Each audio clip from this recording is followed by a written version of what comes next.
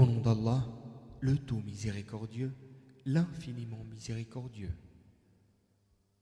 La Direction générale de la promotion de la vertu et de la prévention du vice du Royaume d'Arabie Saoudite a le plaisir de vous offrir cet enregistrement qui a pour titre le mont Hira.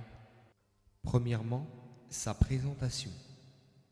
Il se situe à 4 km au nord-est de la mosquée sacrée de la Mecque, sur la route qui mène à la ville de Taïf, la route des Saïl. Il est haut de 280 mètres relativement au sol. Son sommet ressemble à une bosse de dromadaire. Sa superficie est de 5 km². Du côté de la Qibla, il y a une fente de laquelle on aperçoit la mosquée sacrée. La grotte a une longueur de 3 mètres. Deuxièmement, ce qu'il est réellement. Hira est le mont sur lequel le prophète, paix et salut d'Allah sur lui, se retirait avant qu'il ne reçoive la révélation. Il s'y recueillait et la première fois que l'ange Jibril est descendu, c'était dans la grotte de Hira. Allah le Très-Haut a dit: اقرأ باسم ربك الذي خلق خلق الإنسان من علق اقرأ وربك الأكرم الذي علم بالقلم علم الإنسان ما لم يعلم. Lis au nom de ton Seigneur qui a créé l'homme d'une adhérence. Lis, et ton Seigneur est le plus noble qui a instruit par le qalam et a enseigné à l'homme ce qu'il ne savait pas. Du verset 1 à 5 de la sourate Al-Alaq. Aïcha, qu'Allah soit satisfait d'elle, explique: l'inspiration divine commença d'abord à se manifester chez le messager d'Allah sous la forme de visions oniriques véridiques. En effet, chaque vision qui lui apparaissait se manifestait aussi clairement que le jaillissement lumineux de l'aube. Après cela, il fut épris de retraite solitaire. Il s'isolait dans la grotte de Hira, où il s'adonnait à l'adoration durant de nombreuses nuits avant de revenir dans sa famille et s'apprévisionner pour la même période de temps. Il revenait donc auprès de Khadija et se ravitaillait pour la même durée. Il en fut assis jusqu'à ce que la vérité vienne à lui, tandis qu'il se trouvait dans la grotte. L'ange vint à lui et lui demanda: « Lis !»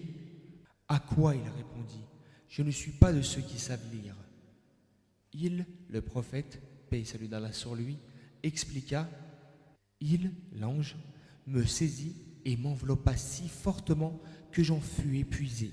Puis, il me relâcha et dit: « Lis !» Je répondis: « Je ne suis pas de ceux qui savent lire. » Il me saisit et m'enveloppa une deuxième fois jusqu'à ce que je fus épuisé. Puis il me libéra et dit: « Lis !» À quoi je répondis: « Je ne suis pas de ceux qui savent lire. » Il me saisit encore et m'enveloppa une troisième fois, puis me relâcha et dit: « اقرأ باسم ربك الذي خلق خلق الإنسان من علق اقرأ وربك الأكرم. Lis au nom de ton Seigneur qui a créé l'homme d'une adhérence. Lis, et ton Seigneur est le plus noble. Versets 1, 2 et 3 de la sourate Al-Alaq. C'est ce mot à qui le prophète, paix et salut d'Allah sur lui, a dit: « Calme-toi, Hira. » En effet, Abu Huraira, qu'Allah soit satisfait de lui, rapporte: le messager d'Allah était sur le mont Hira et celui-ci se mit à bouger. Le messager d'Allah, paix et salut d'Allah sur lui, dit alors: « Calme-toi, Hira, car il n'y a au-dessus de toi qu'un prophète, un véridique ou un martyr. » Or, il y avait sur lui le prophète, paix et salut d'Allah sur lui, Abu Bakr, Omar, Uthman, Ali, Talha, Az-Zubayr et Sa'id ibn Abi Waqqas, qu'Allah soit satisfait d'eux.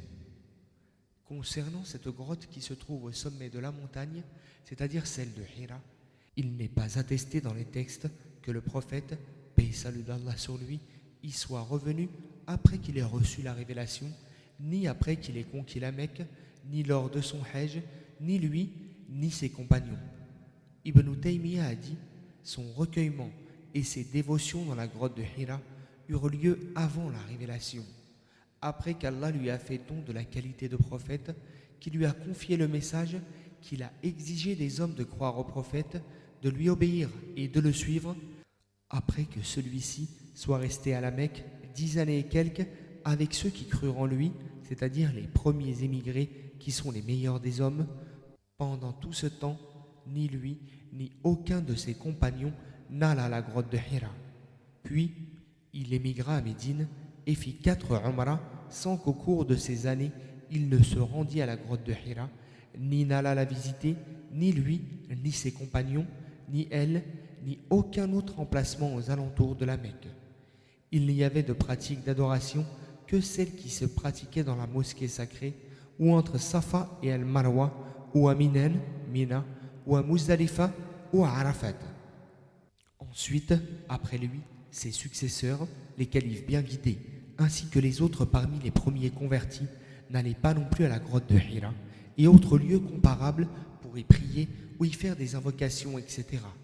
Or, si cela avait été une pratique admise et conseillée par la loi, méritant la récompense divine, le prophète, paix et salut d'Allah sur lui, aurait été le mieux informé à ce sujet et aurait enseigné cela à ses compagnons, et ces derniers auraient été les mieux renseignés sur ce point et seraient plus désireux de le pratiquer que ceux des générations ultérieures. Dès lors qu'ils n'accordaient aucune attention à ces choses, on comprend que ce sont des innovations qui n'existaient pas de leur temps, qu'ils ne considéraient pas comme des pratiques d'adoration, de dévotion et d'obéissance. Ainsi, celui qui les adopte en tant qu'adoration, dévotion et obéissance a certainement suivi une voie différente de la leur et a, par ce fait, introduit dans la religion un élément qui lui est étranger sans l'assentiment divin.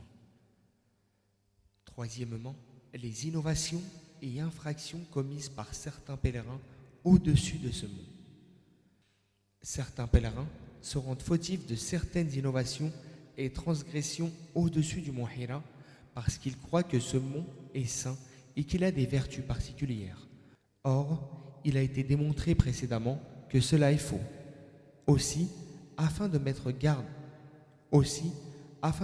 garde le pèlerin pour qu'il ne tombe pas dans ces innovations et ces infractions, nous citons ci-après quelques-unes d'entre elles. Vouer à Allah une adoration consistant à le visiter et l'escalader en croyant qu'il est sacré et qu'il possède des qualités spéciales. Insister pour faire des invocations particulièrement à cet endroit et lever les mains en se dirigeant dans sa direction. Y prier, écrire dessus, tourner autour, comme on fait autour de la Kaaba, rechercher la bénédiction, la baraka, à travers les arbres et les pierres qui s'y trouvent et y accrocher des morceaux de tissu. Déposer des messages écrits sur des bouts de papier, des touffes de cheveux, des pièces de monnaie, des photos ou des chiffons dans les fentes des rochers en raison de diverses croyances, comme croire que par cet acte, on s'assure de revenir une prochaine fois, que de cette façon, telle ou telle personne fera le hajj, ou que tel malade sera guéri, ou que par ce moyen, la femme qui n'a pas eu d'enfant tombe enceinte, et autres innovations, infractions et superstitions non approuvées par Allah. Et que la louange soit au Seigneur des mondes, et que la prière et le salut soient sur notre prophète Mohammed, sur sa famille, ses compagnons et ses successeurs de bonne foi.